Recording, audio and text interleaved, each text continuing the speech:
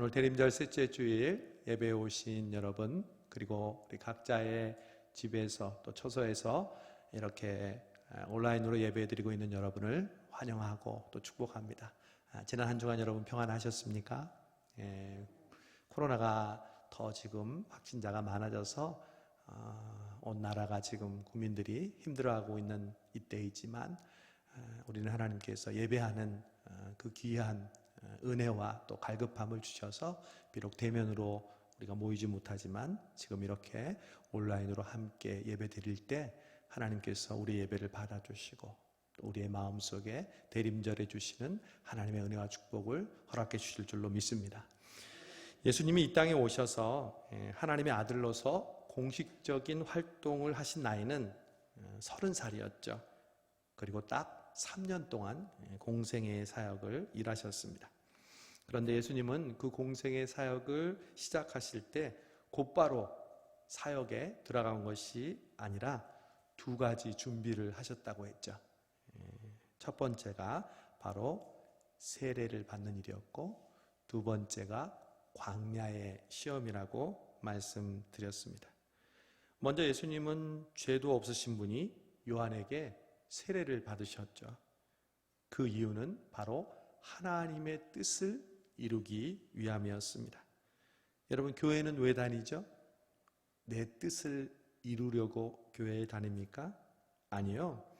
기독교 신앙이 다른 종교와 확연하게 다른 이유가 바로 이것입니다. 다른 종교는 지극정성을 다해서 자신의 뜻을 이루고자 합니다. 그러나 우리 기독교의 신앙은 우리의 뜻을 이루는 것이 아니라 하나님의 뜻을 이루는 것이 우리의 신앙의 목적인 줄로 믿습니다. 그게 바로 예수님이 세례를 받으시면서 우리에게 가르쳐 주신 모든 신앙의 가장 근본적인 준비였던 것입니다. 예수님이 그렇게 첫 번째 준비를 잘 완수하고 난 뒤에 하늘이 열리고 성령이 비둘기처럼 예수님께 내려왔다고 말씀했죠.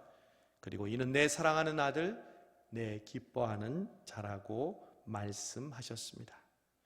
예수님은 사역을 하시기 전에 너무너무 귀한 칭찬과 또 하나님의 아들이라는 신분을 얻으셨습니다. 하나님의 아들보다 더 귀한 신분이 어디 있고 또 내가 너를 사랑한다고 기뻐한다고 말씀하는 것보다 더 큰 칭찬이 어디 있겠습니까? 이제 예수님은 어엿한 하나님의 아들로서 인정받고 칭찬받으면서 충분히 사역을 할 수 있는 준비가 끝난 것처럼 보입니다. 그러나 예수님은 또 하나의 준비를 통과하셔야 했습니다. 바로 광야의 시험이었습니다. 첫 번째 준비를 잘 마쳤으니까 곧바로 출정식과 함께 본격적인 사역을 시작할 줄 알았는데 성령께서 갑자기 예수님을 광야로 몰아가십니다. 예수님의 두 번째 준비는 바로 이 광야였습니다. 그러면 광야에서 예수님이 하셨던 준비는 무엇이었을까요? 오늘 우리가 본문을 읽었죠? 그것은 한마디로 테스트, 시험이었습니다. 학생이 학기를 마치기 전에 우리 청년들도 지금 학기말고사를 보고 있더라고요. 시험을 보고 또 선생님도 선생님이 되려면 임용고시라는 시험을 봐야 하죠. 의사가 되려면 또 의사 자격 시험을 정식으로 보아야 합니다. 판사가 되고 검사가 되려고 해도 고시를 봐야 하죠.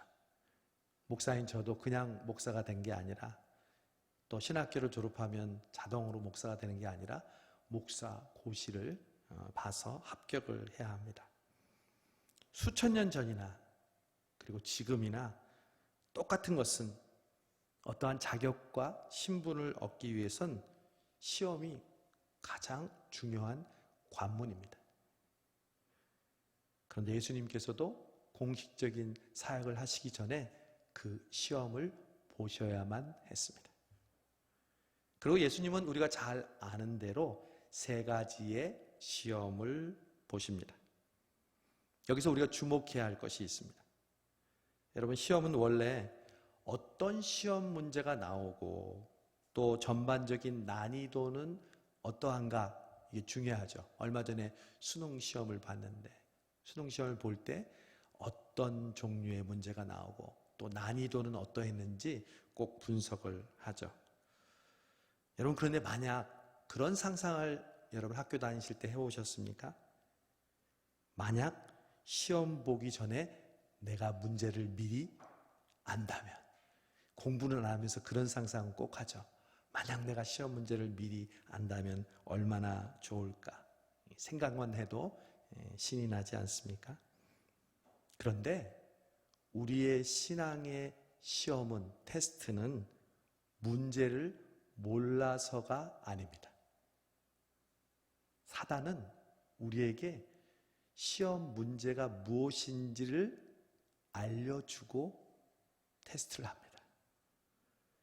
예수님이 처음 치신 그 시험 문제를 똑같이 우리에게 알려주고 테스트합니다. 그런데도 어렵습니다. 사탄이 얼마나 당당하냐면요, 야, 시험 문제 봐봐. 내가 이 문제로 너희들에게 시험 문제 낼 거야 하면서 우리에게 문제를 내도 우리가 그 문제를 풀기 힘들다는 것이죠. 그만큼 사탄은 우리 인간의 약점을 잘 알고 있고, 또 그래서 늘 자신만만하게 우리에게 그 시험 문제로 우리를 유혹하고 테스트한다는 것입니다. 그러므로 오늘 우리는 예수님이 받으신 시험이 무엇인지 보다 그 시험을 예수님께서 어떻게 이기셨는지 주목해야 합니다. 시험 문제는 예수님이나 우리나 똑같습니다. 우리도 시험을 통과하려면 예수님이 하셨던 것처럼 하면 됩니다. 그런데 오늘 예수님이 시험 문제를 푸시는 전제 조건이 있습니다. 왜 시험을 칠 때 책이나 사전, 또 요즘 같으면 핸드폰, 이어폰 같은 것을 가지고 들어가면 안 되잖아요. 예수님이 절대 사용하면 안 되는 것이 있었습니다. 그것은 바로 신이 아니라 인간으로, 사람으로 시험을 쳐야 한다는 것이었습니다. 가만히 보면 예수님이 오늘 신이 아닌 참 인간으로서 시험을 받고 있다는 것을 우리는 발견합니다. 사단이 이렇게 유혹하죠. 네가 하나님의 아들이거든. 네가 하나님의 아들이거든. 예수님은 원래 참 신이시고 참 인간이십니다. 그런데 오늘 시험은 반드시 인간의 자격으로 시험을 봐야 합니다. 그래서 예수님을 유혹하는 마귀의 작전은 죄를 지으라는 그런 유혹이 아니었어요. 예수님 보고 눈에 보이는 죄 지으라고 한다면 예수님이 죄 지으시겠어요? 마귀도 예수님을 그렇게 쉽게 보지 않습니다. 마귀는 예수님에게 네가 인간이 아니라 하나님의 아들 신으로서 이 테스트를 통과하라고 유혹하고 있는 것입니다. 사실 신의 입장에서 이런 시험을 통과하는 것은 식은 죽 먹기입니다. 돌을 떡으로 만드는 것은 우습지도 않습니다. 태초에 하나님이 천지를 창조하셨을 때 주님께서 함께 하셨고 모든 것을 말씀으로 창조하신 그분이 돌 하나 떡으로 만드는 것을 못하시겠습니까? 게다가 높은 데서 뛰어내리는 거요? 바다 위도 걷는 분이, 죽은 사람도 살리는 분이 그걸 못하시겠습니까? 그러나 문제는 예수님이 인간으로서 이 문제를 해결해야 했다는 것입니다. 그러므로 예수님은 공생애의 사역을 시작하기 전에 참 사람이 되는, 참 인간이 되는 테스트를 받은 것입니다. 이것은 사역을 하기 전에 예수님이 받아야 할 가장 중요한 시험이었습니다. 여러분, 우리도 마찬가지입니다. 저와 여러분은 하나님 앞에 가장 먼저 참 인간이 되어야 합니다. 하나님의 일을 하기 위해 가장 먼저 해야 할 일은 예수님처럼 참 인간이 되는 것입니다. 그런 점에서 오늘 본문은 예수님이 참 사람 되심의 모범을 잘 보여주고 있는 장면입니다. 과연 어떻게 우리도 예수님처럼 참 인간으로서 이 테스트를 통과할 수 있을까요? 왜 예수님은 참 사람이 되셔야만 했을까요? 그 이유가 있습니다. 그것은 첫 사람이었던 아담이 실패해서 죄가 시작되었기 때문입니다. 이제 예수님께서 두 번째 아담인 참 사람으로서 그 죄의 문제를 극복하는 모범을 우리에게 보여주고 계신 것입니다. 로마서 5장 19절 말씀을 보면 그 이유를 이렇게 설명합니다. 그런즉 한 범죄로 많은 사람이 정죄에 이른 것 같이 의의 한 행동으로 말미암아 많은 사람이 의롭다 하심을 받아 생명에 이르렀느니라. 한 사람의 순종치 아니함으로 많은 사람이 죄인 된 것 같이 한 사람의 순종하심으로 많은 사람이 의인이 되리라. 여러분, 아담이 왜 타락했죠? 뱀이 말합니다. 너는 절대로 죽지 않는다. 하나님은 너희가 그 나무 열매를 먹으면 너희 눈이 밝아지고 하나님처럼 되어서 선과 악을 알게 된다는 것을 아시고 따먹지 말라고 한 거야. 아담은 사람이 되기를 거부하고 하나님처럼 되려고 했습니다. 바벨탑 사건도 마찬가지입니다. 탑을 높이 쌓으면서 인간은 뭐라고 외쳤습니까? 우리도 하나님과 같이 되자. 이렇게 외쳤습니다. 여러분, 그렇습니다. 사람이 언제 시험에 빠지고 타락합니까? 하나님처럼 되려고 할 때 죄는 시작됩니다.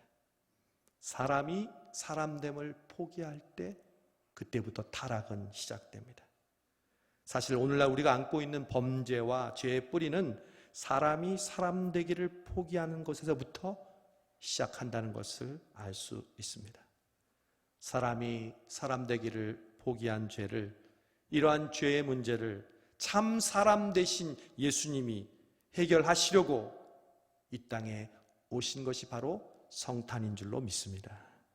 여러분, 그렇다면 예수님처럼 참 사람이 되기 위한 조건은 무엇일까요? 먼저 참 사람 되신 예수님은 마귀에게 돌이 떡이 되라는 유혹을 받습니다. 여러분, 사람에게 가장 기본적인 욕구가 있습니다. 그것은 바로 식욕입니다.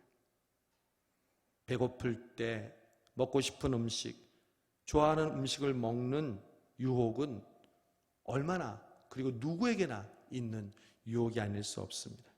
더구나 예수님은 지금 40일을 금식하셨습니다.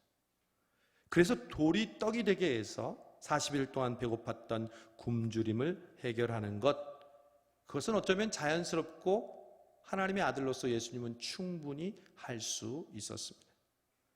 천지를 창조하시고 죽은 자를 살리신 예수님이 돌 하나 떡덩이 되게 하는 것 문제도 아니었습니다.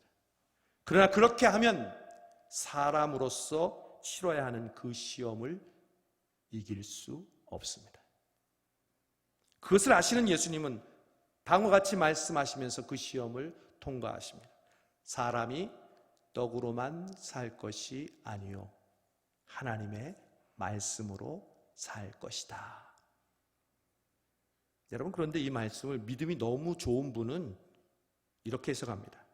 사람은 오직 하나님의 말씀으로만 산다. 아멘이 아닙니다, 장로님.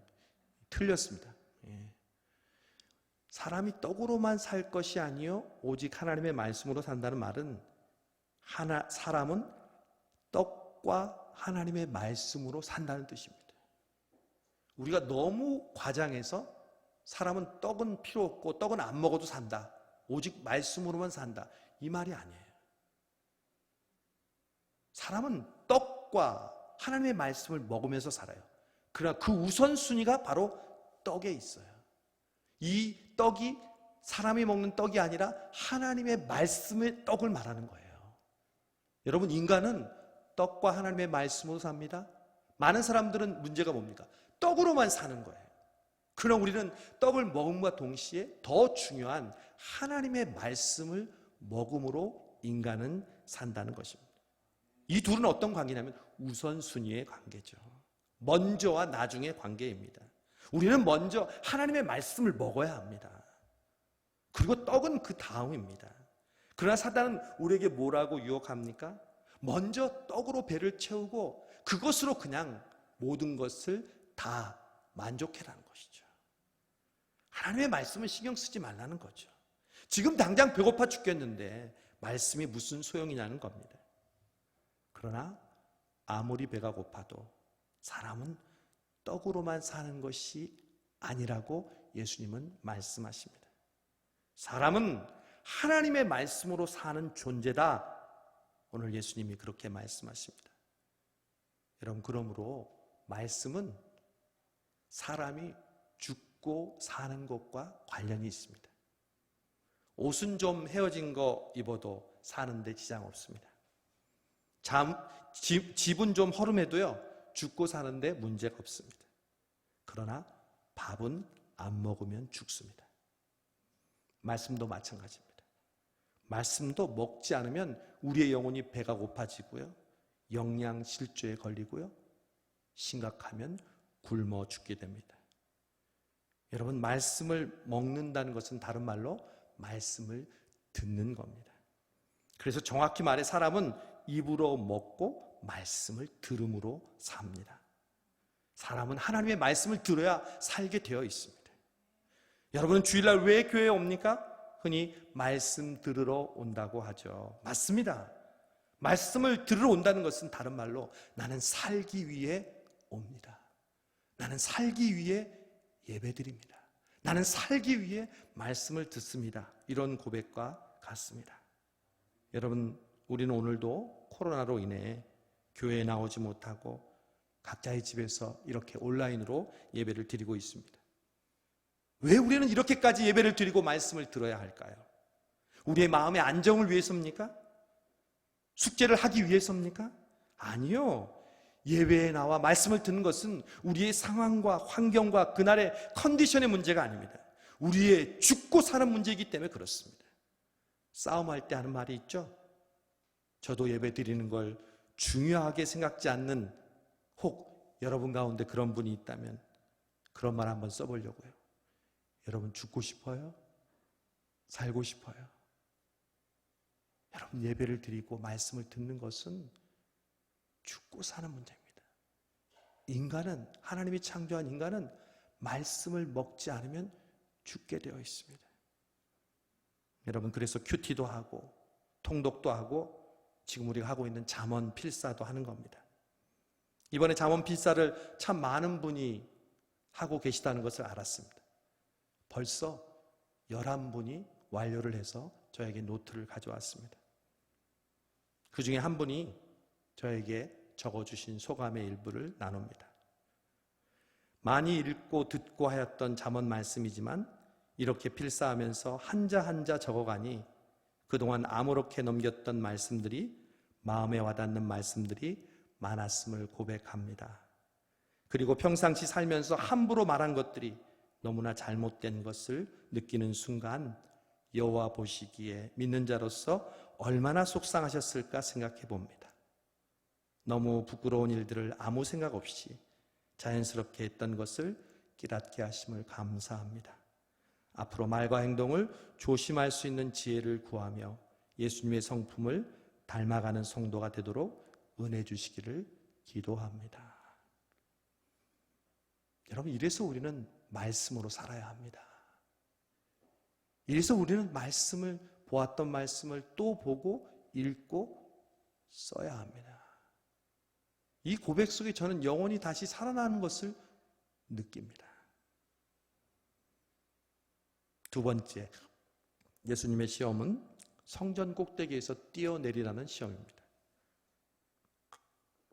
메슬로우라는 유명한 심리학자는 인간의 기복적인 욕구를 5가지로 설명했죠. 첫 번째가 생리적인 욕구, 두 번째가 안전에 대한 욕구, 세 번째가 소속감과 사랑에 대한 욕구, 그리고 네 번째가 인정받으려는 욕구, 마지막으로는 자아실현의 욕구입니다.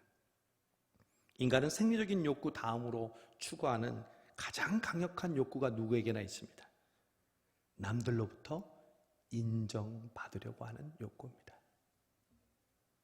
그것을 얻으려고 사람은 첫 번째와 두 번째 단계를 적절히 통제하고 억압하기도 합니다.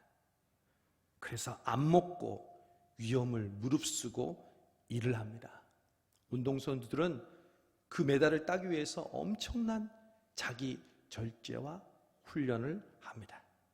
그래서 남이 인정해주고 남이 내게 관심과 칭찬을 해주면 보람을 찾는 거죠. 그게 인간입니다. 반대로 그런 게 없으면 시리에 빠지고 심하면 세상을 이별하기도 합니다. 사단은 이러한 인간의 욕구를 누구보다도 잘 알고 있었습니다.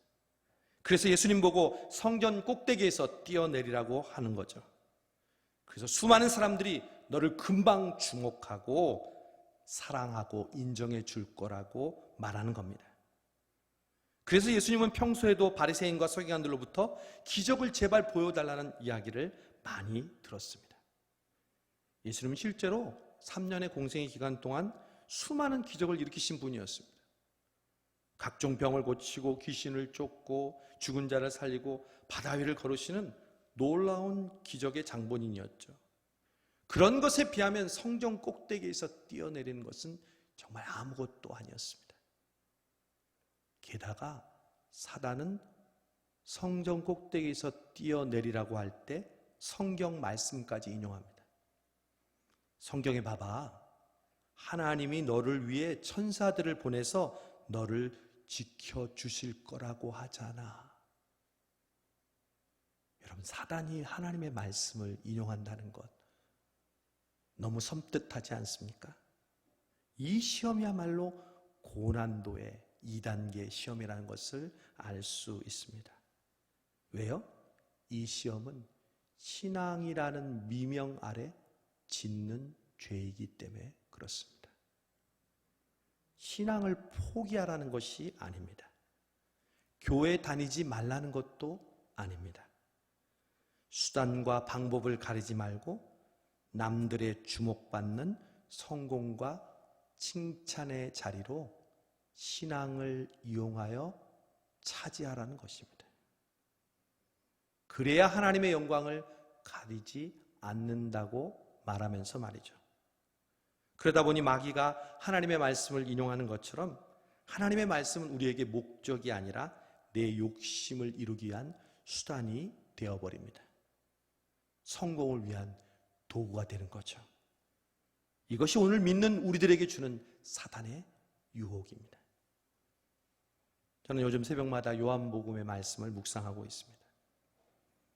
예수님은 나사로가 중병에 걸렸다는 소식을 듣고도 이틀을 더 지체하십니다. 일부러 그러신 거죠. 우리는 늘 곧바로 즉시 기도한 대로 응답되기를 간절히 바랍니다. 그래서 내 응답대로 된 것을 다른 사람에게 보여주고 싶어 합니다. 그래서 하나님이 하셨다, 내 기도를 응답하셨다 말하고 싶어 합니다. 그게 바로 인간의 욕구입니다.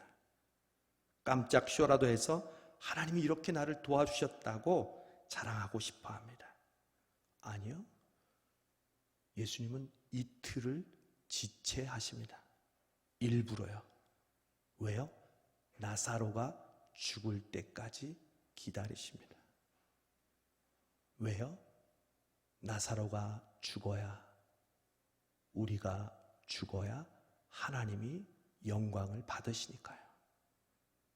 우리의 욕심과 우리의 남들로부터 인정받으려는 그 교만이 죽어질 때 비로소 하나님의 영광이 드러나게 됨을 예수님은 우리에게 가르쳐주고 계십니다. 여러분, 솔직하게 여러분에게 묻습니다. 하나님은 내가 성공해야, 세상에서 주목받는 귀중한 인물이 되어야 나를 사랑하고 하나님이 영광을 받으실까요? 연말에 가수나 탤런트나 영화 배우들이 시상을 받으면서 하나님께 영광을 돌립니다, 이 말을 할 때 비로소 나를 인정해 주시는 분입니까? 성전에서 뛰어내리고 깜짝 쇼를 해서 사람들의 주목을 받은 다음 하나님께 영광을 돌립니다 라고 말하면 됩니까? 아니요. 하나님은 절대 그런 분이 아니십니다. 하나님을 그런 분으로 시험하지 마십시오. 만약 그런 사람만 하나님께 영광 돌린다면 이 세상에 영광 돌린 사람은 지극히 적을 것입니다. 하나님은 저와 여러분의 수단이 아닙니다. 수단이 아니라 바로 목적이십니다. 제가 언젠가 신앙생활을 겉도는 청년들에게 그랬습니다. 너희들이 교회에 매주 나오지 못하고 열심히 신앙생활하는 친구들과 좀 다르다 해도 하나님은 너희를 사랑하셔. 왜냐하면 하나님은 너희들 자체가 목적이야. 교회 잘 나오면, 교회 열심히 신앙생활 해야만 너희를 사랑한 게 아니라 너희 그 자체로 하나님은 너희를 사랑하셔. 여러분 정말 그렇습니다. 하나님 지금 이 자체로 저와 여러분을 사랑하시는 분입니다. 내가 앞으로 무엇을 이루고 내 목표를 이뤘을 때 하나님 나를 사랑하는 게 아니에요. 지금 부족하고, 지금 연약하고, 지금 세상 사람들이 말하는 소위 성공의 삶을 이루지 못한다 할지라도 하나님은 우리를 사랑하세요. 하나님은 우리가 목적이에요. 그러니까 아들을 이 땅에 보내주시고 그 아들을 십자가에 못 박혀 죽게 하시죠. 우리가 수단이라면 누가 그렇게 하겠어요? 그런데 그 하나님을 우리가 목적이 아닌 수단으로 사용해요? 인간에게 있는 가장 큰 시험이 바로 이것입니다. 남들에게 보여주기식의 신앙입니다. 목사인 저도 마찬가지죠. 예외가 없습니다. 그렇게 수단과 목적이 바뀌려고 할 때 여러분 오늘 참 인간 되신 예수님께서 외치셨던 그 말씀으로 나 자신에게 외치세요. 사단아 물러가라. 주 너희 하나님을 시험치 말라. 마지막 시험은 소유에 관한 문제였습니다. 네가 나에게 엎드려 절하면 이 모든 것을 너에게 주겠다. 여러분 천하 만국과 모든 권세와 영광은 주인이 누구죠? 하나님이십니다. 천하 만물이 모두 하나님의 것입니다. 그분이 만드셨고 그분이 다스리고 그분이 통치하십니다. 그런데 여러분 아세요? 인간은 그 천하 만물보다 귀한 존재인 줄로 믿습니다. 왜냐하면 하나님은 그 천하 만물과 우리를 바꾸지 않으신다고 하셨습니다. 그 정도로 우리를 사랑합니다. 그런데 사탄은 우리에게 이렇게 유혹합니다. 우리를 천하 만물보다 못한 존재로 떨어뜨리는 거죠. 그래서 나를 물질과 바꾸도록 만듭니다. 흥정을 하도록 만듭니다. 천하 만물을 너에게 줄 테니 하나님이 아니라 그 천하 만물을 예배해. 여러분 아시죠? 인간은 예배를 위해 만들어진 존재입니다. 하나님 우리를 처음 만드셨을 때 모든 인간은 하나님을 예배하도록 지음받았습니다.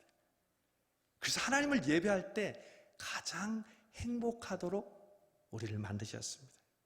그래서 오늘 이 어려운 상황 속에서도 예배하는 저의 마음이 행복할 수 있는 이유는 바로 그겁니다. 내가 좋은 환경에서 예배 드릴 수 있어서 행복한 게 아니라 원래 나는 예배하도록 만들어졌어요.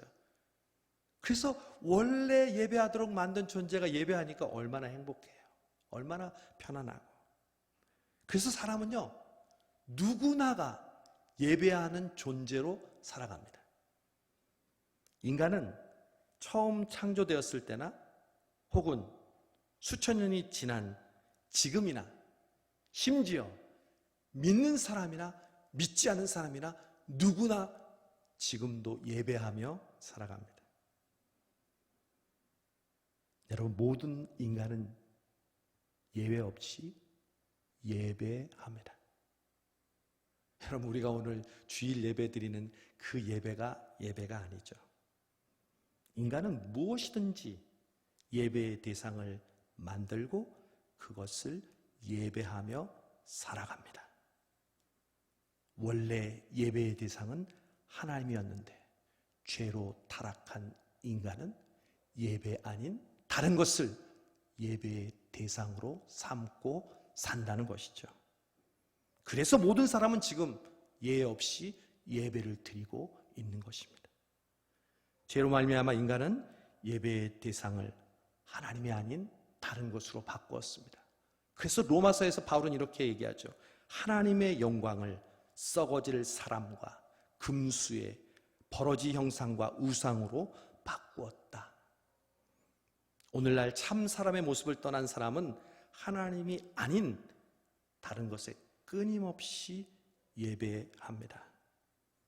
돈을 예배합니다. 권력을 예배합니다. 성공을 예배합니다. 여러분, 예배가 뭔지 아세요?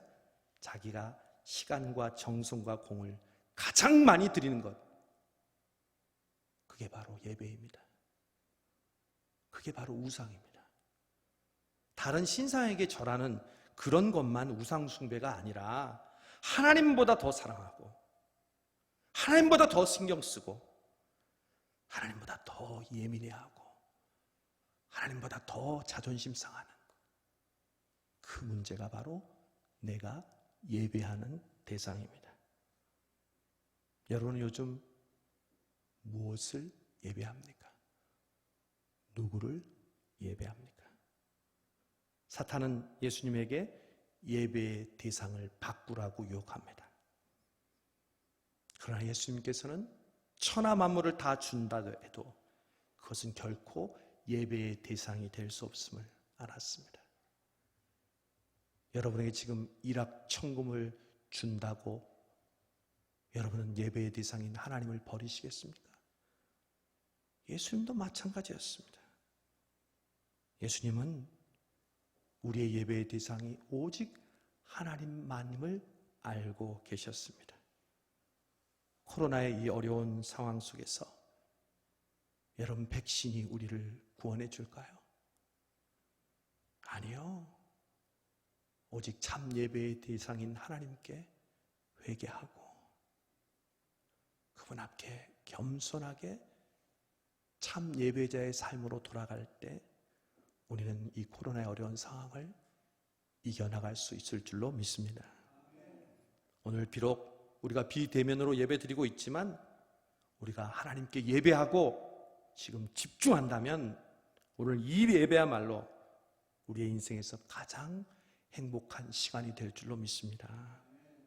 사람은 예배할 때, 하나님만 예배할 때 행복합니다. 우리 성수동 교회는 어떠한 상황 속에서도 하나님을 예배할 때 하나님이 주시는 그 행복과 하나님이 주시는 은혜와 평강이 넘치는 교회가 되게 하실 줄 믿습니다. 말씀을 정리합니다. 예수님은 신이 아닌 사람으로서 치료해야 할 시험을 통과하셨습니다. 여러분, 예수 믿으면 초인이 되는 것이 아닙니다. 예수님을 잘 믿으면 잘 믿을수록 오늘 예수님이 보여주신 참 인간이 되는 것입니다. 그 인간은 오직 하나님의 말씀으로 삶을 고백하고 그 말씀을 생명으로 생각하고 가까이 하는 사람입니다. 남들의 인정과 칭찬과 비난에 좌지우지되는 것이 아니라 하나님을 바라보며 살아가는 인간입니다. 내게 물질의 유혹과 내가 삶을 살아가는 성공의 유혹이 있을지라도 그것을 예배하지 않고 그것을 하나님보다 더 귀하게 여기지 않고 이 코로나의 상황 속에서 너 어떻게 살래? 하나님이 물으실 때 하나님, 저는 하나님만 예배합니다. 하나님만 의지합니다. 나의 신앙을 지금 이 중심을 주님 받아주십시오. 우리 성수동교회가 하나님만 예배합니다. 하나님만 바라봅니다. 이 어려운 때에 교회는 어떻게 하고 어떤 식으로 계획을 세우고 어떤 식으로 전략을 짜고 물론 대비해야죠. 그러나 정말 중요한 것은 하나님을 예배하는 성수동교회, 하나님만 바라보는 성수동교회, 이 대림절 셋째 주 그 인간의 모습으로 이 시험을 이기신 예수님처럼 이 코로나의 어려운 상황 속에서 예수님을 따라 우리 앞에 주어진 시험을 승리하는 저와 여러분 되시기를 주님의 이름으로 축원합니다. 기도하겠습니다.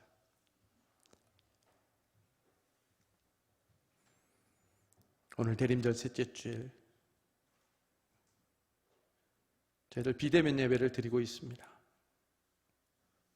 하나님, 우리가 사람이라 지금 매우 두렵고 곤경에 빠져 있습니다.